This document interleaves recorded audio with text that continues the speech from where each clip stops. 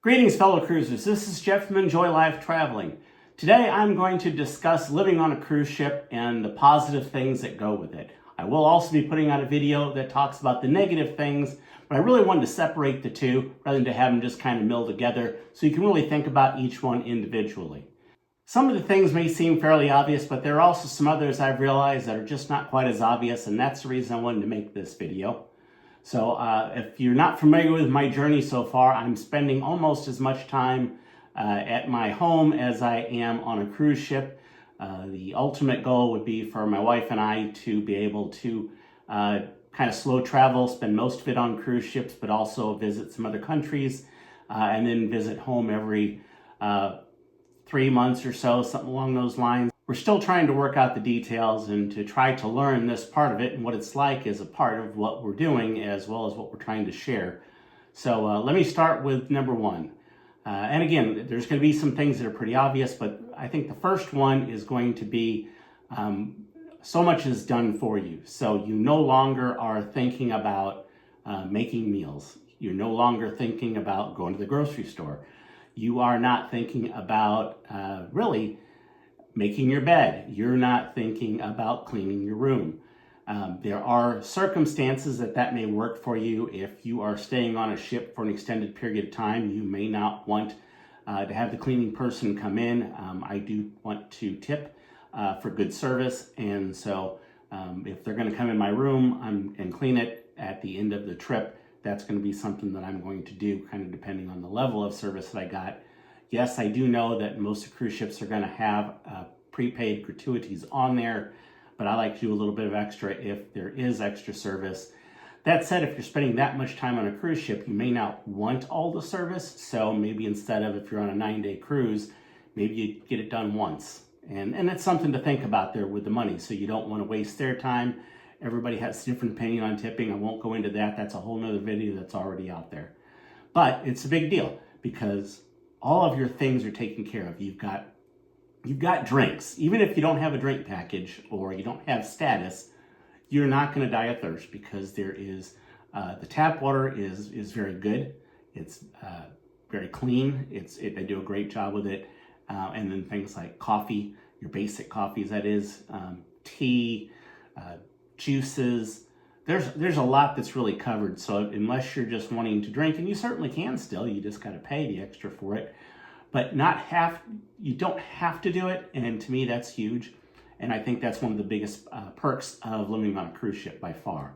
All right, next thing on my list is the entertainment. So everything is going on around you. You have all the different shows. You have all the different, if you want to work out, most ships have a jogging track. Most ships have a gym that are included in what you're doing. Spas obviously extra. But that's all there for you. If you're wanting to watch shows, game shows, participate in different activities, that's all there for you. And with all the things that you get, which is plentiful in a cruise ship, the next thing on my list that I would tell you that I like is that you do not feel like you have to catch everything. When you're on vacation, you feel like you're trying to get everything in, and get your money's worth, so to speak. Whereas when you're basically living on the cruise ship, you're not necessarily worried about catching every single thing because some of the shows will be repeated, particularly if you're staying on the same ship, which is going to be probably the better way to go as much as possible, or longer trips, and longer trips will certainly give you that as well. So being able to catch those shows at your leisure rather than to try to cram everything in is very, very helpful, and is something that I found much more relaxing.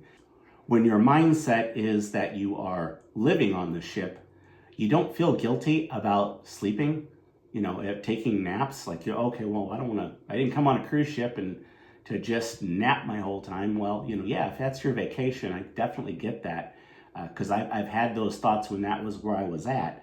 But when you are living on a cruise ship, you feel fine taking a nap. You feel, whether it be in your stateroom or going somewhere else.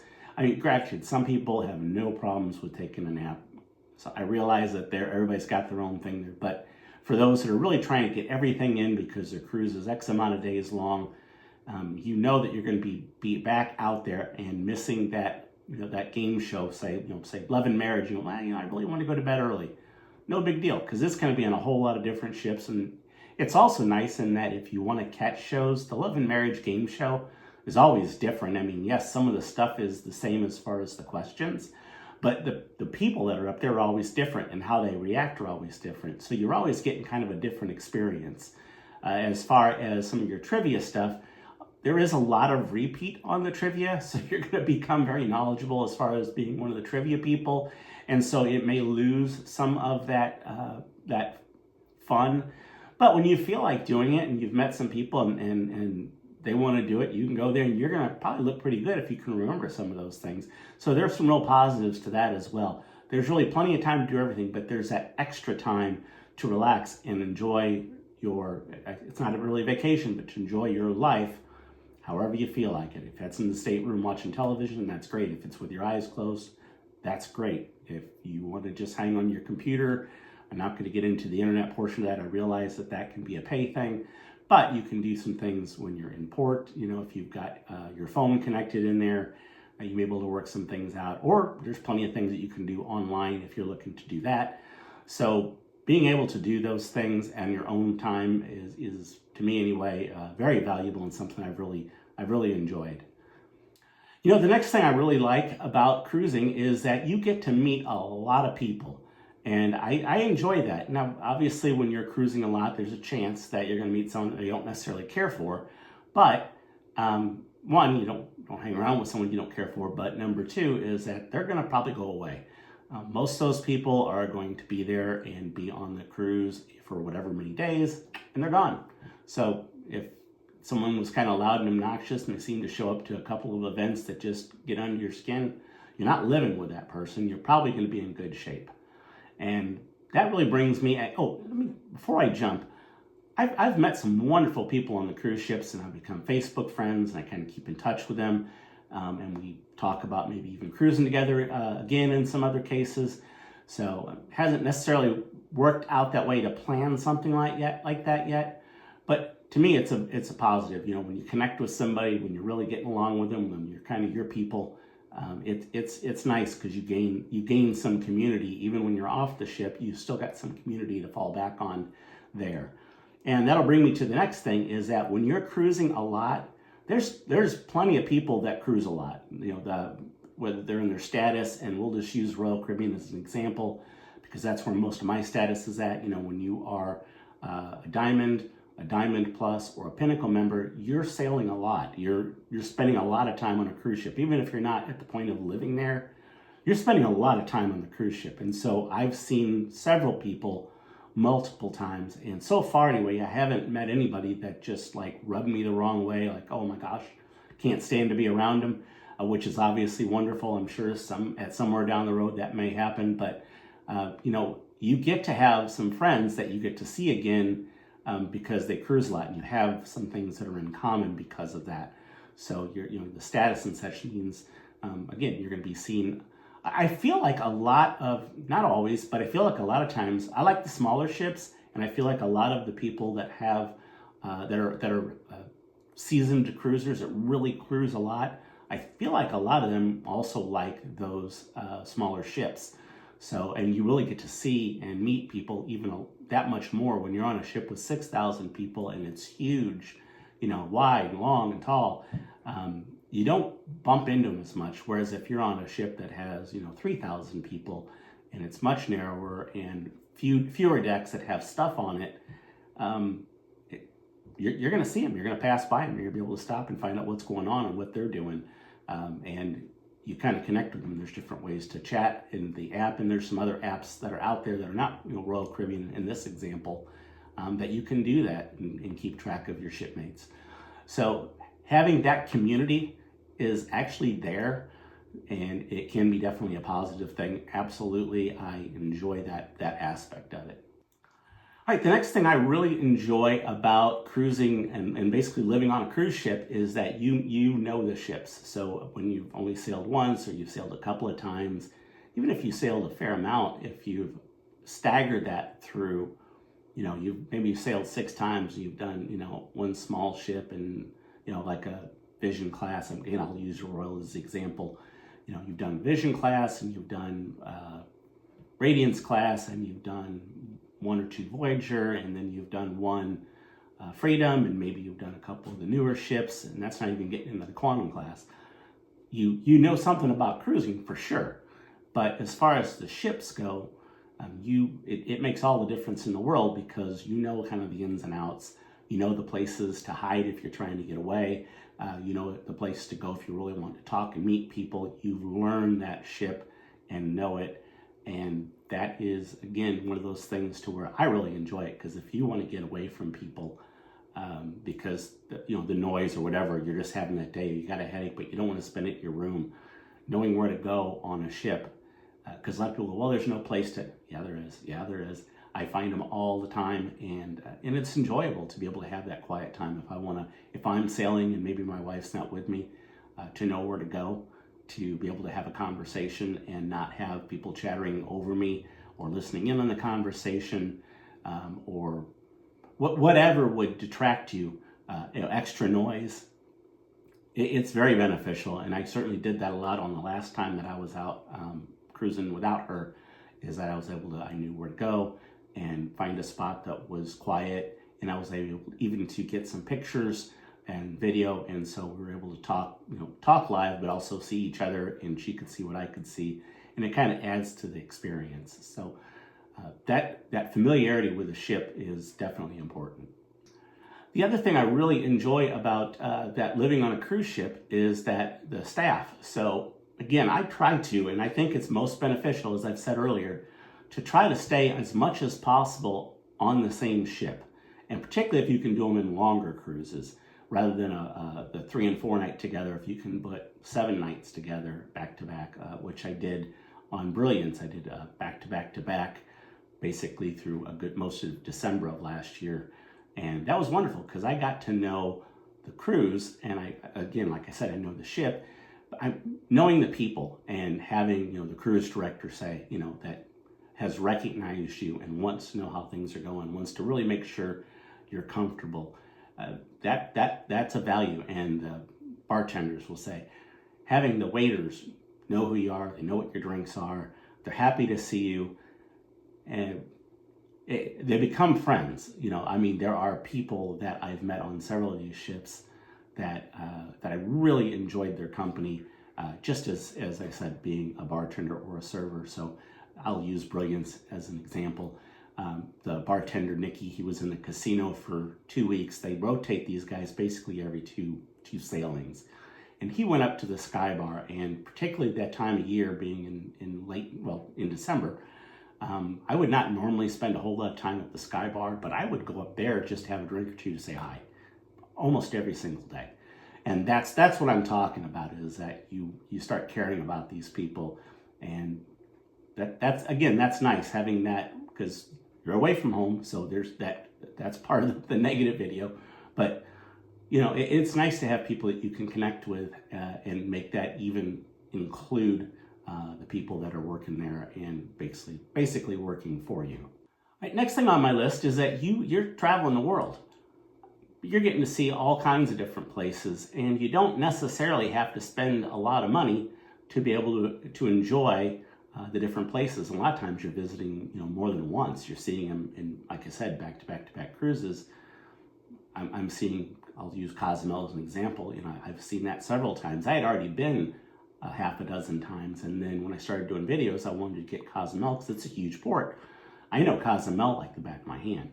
I really, as far as the places go, and so really I've got 4 more scheduled later this year, back to back to do that side of the Caribbean. And I want to get Cozumel, and I thought what I would do that'd be a little different is I'm actually going to take the taxis across to the other side of the island, and it's about another extra 20 minutes from what you would normally do, because obviously it's not a huge island. But I'm going to be able to show you some beaches here in a few months that you just don't see. And I'm really looking forward to seeing that and putting that out there for you, so you can enjoy it as much as I'm sure I will.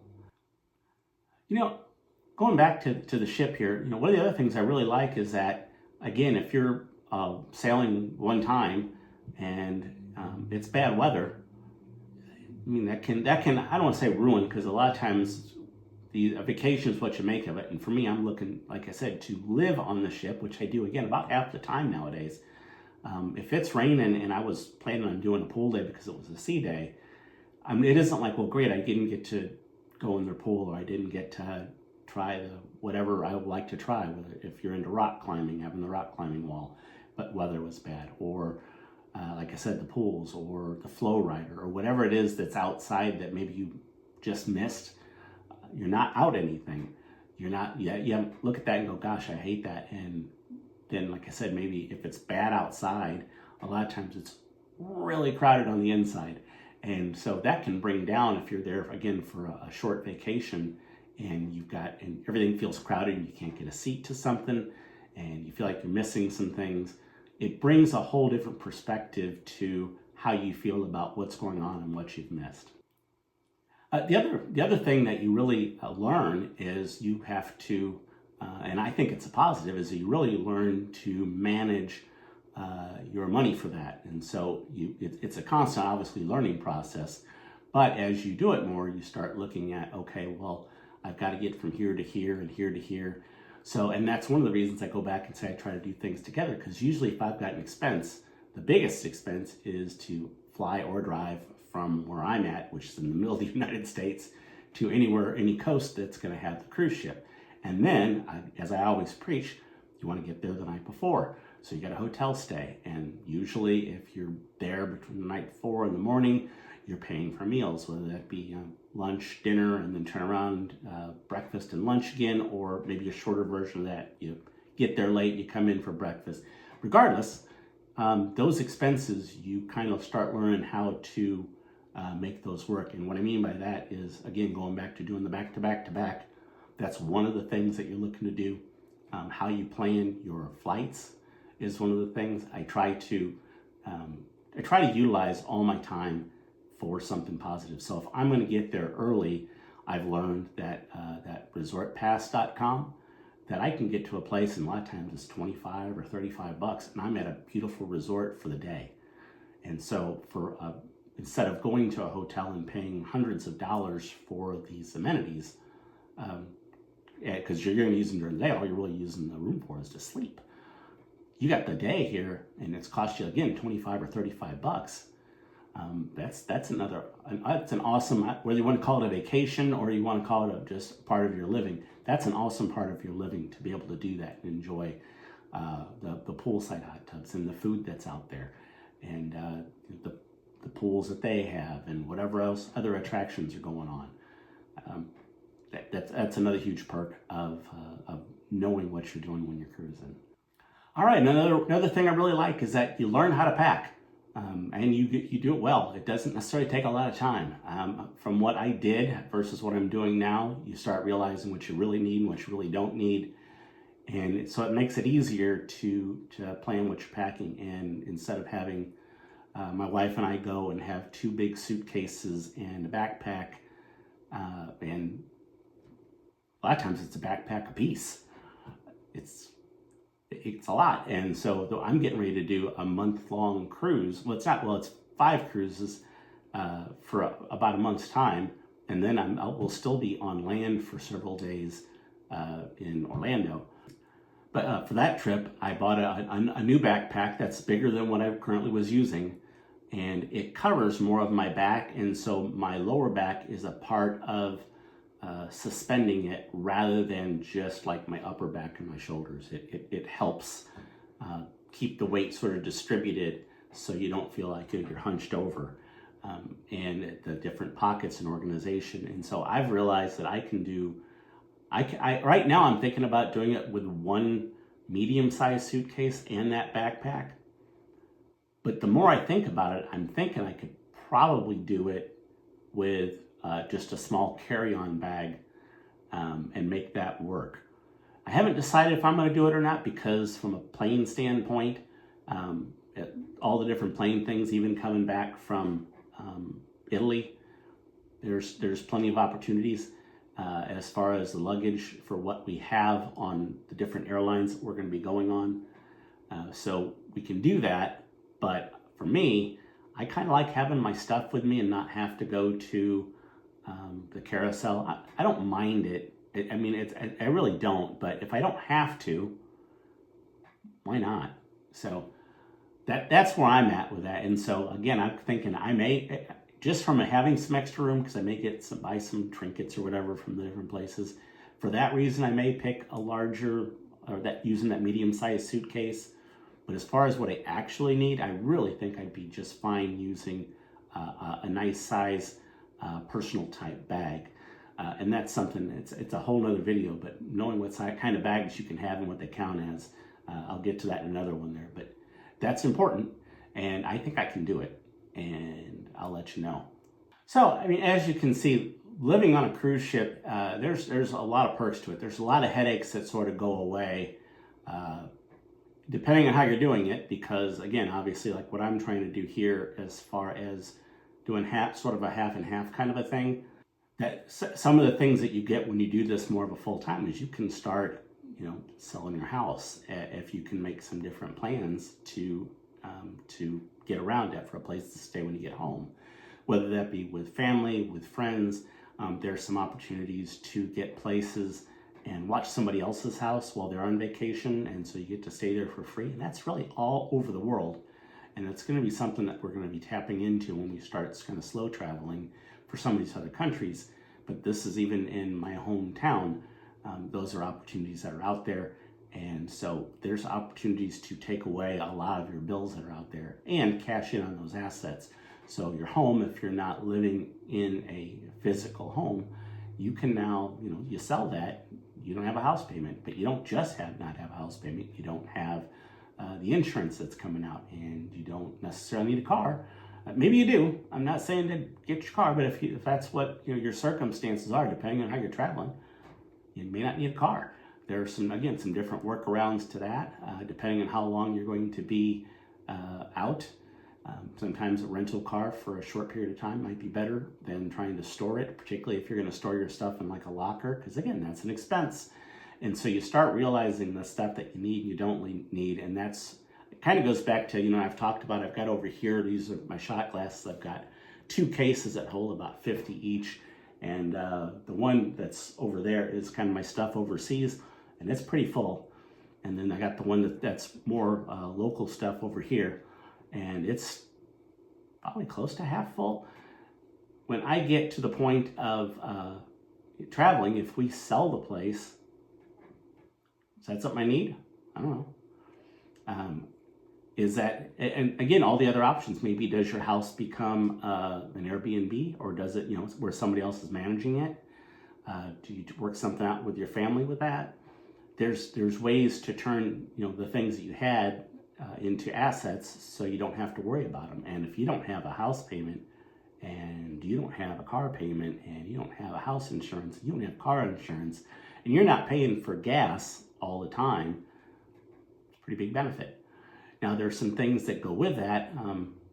One of the things that you could look at as definitely a positive is that a lot of times healthcare that you pay here, and I'm not telling anybody to drop their health insurance here, I'm just bringing this up. A lot of times, like say if you go to Mexico a lot, which I do, there are different things they do for healthcare and prescriptions, medications, that kind of stuff is way, way, way less. And again, I was watching one of my favorites, EECC Travels, and where she had gotten dental work with her and her son, and they just traveled to Mexico. It started obviously with somebody else doing it first because you're nervous, right? You're like, oh, I don't know if I can do that. And you start hearing stories and putting things together and thinking, well, maybe I'm getting less. And a lot of times you could actually be getting more. There are people that move to Texas close to the border so they can get access to different healthcare, different medications, because it costs too much in the United States. So there's plenty of legitimate things out there, medications out there, services out there that can maybe even save you money. I think the lady from EECC Travels had said it was something like, and I'm not giving you an exact number here, but I felt it was something like 12,000 or 22,000. It was huge. And she got a huge savings by going there and having it done. That's worked with both her and her son doing some things. So that's one of the perks. You have some access to, depending on where you're going, to plan some different things and go. And if you want to travel and you're traveling a lot, obviously you can stock up your stuff, but if you need to restock, sometimes, depending on where you're at, there's definite differences here. Sometimes you can get the medications cheaper away from home than you can at home. I say so sometimes because I've seen, I went to Jamaica and I was just curious and I did a walkthrough. The video's out there, and they wanted for like the cheap, what was it? There was diarrhea medicine was what it was. But what would normally cost like $2 at Walmart was like $16. Crazy number. And I've seen that with some other things, because if you're at ports where things are busy and you've got a captive audience, it's different than if you're going out into the town, into the pharmacies that everybody else is using, and the locals are using. So there is money to be saved there, and again, that can definitely be considered one of the perks of living overseas, living on a cruise ship. If you are interested in seeing what it is like to, what the negatives are to traveling on a cruise ship, to living on a cruise ship, I'm going to have that video out shortly. When it is out, I'm going to put it right here. But instead, since this one's going to come out first, I'm pretty sure, I'll have some other tips and tricks that you're going to be looking for, and those will also be right here. And please watch those videos, like, subscribe, put comments in if you like and appreciate the channel and what I'm trying to do here. I appreciate the comments, the sharing, the thumbs up. It really helps the algorithm from YouTube send it out farther, because if people are taking the time to put those thumbs up, that means that people like it, and that means that they're going to just keep sending it to more and more people, and so they can get something from it. So again, thank you so much for watching. You're very important to me. Have a good day. Bye.